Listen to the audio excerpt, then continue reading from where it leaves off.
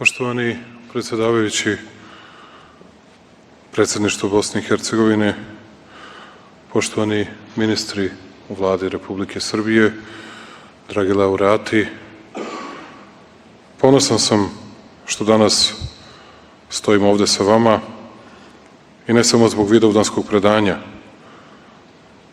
koje predstavlja najčvršću sponu koja povezuje naš narod, već i zbog toga što sam zajedno sa ljudima koji su uradili mnogo kako na jedinstvu našeg naroda, tako na ugledu naše zemlje, naših građana, našeg društva.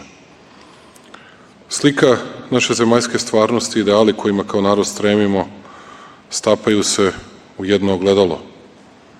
Mnogi kažu Kosovo je njegovo rodno mesto i središna tačka našeg trajanja.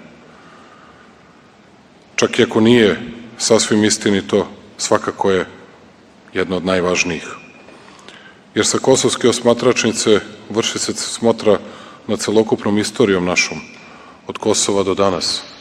Vrše je i Sveti Sava i knez Lazar.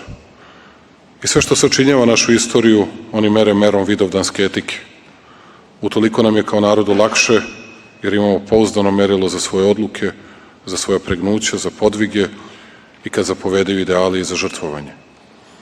Zato je naša istorija veličanstvena, a naši preci i junački uzori kroz sve bitke od Gazimestana do Košara dostojni našeg najdubljeg poštovanja i zahvalnosti.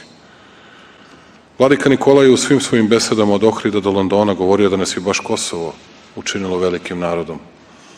Ono je naša narodna Golgota i u isto vreme naše narodno vaskrsenje, duhovno i moralno. Srbija je, kako mi volimo da kažemo, pa makar i ne bilo 100% tačno, bila na pravoj strani istorije.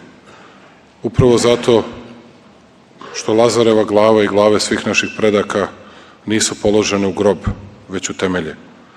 Od Novog kanona preko Dušanovog zakonika i Sretenskog ustava naša zemlja je počivala, kako kaže Miloš Đurić, na principima naprednih civilizacijskih vrednosti, po pravilu za 7 koraka ispred onih koji nam danas neretko drže lekcije o ljudskim pravima.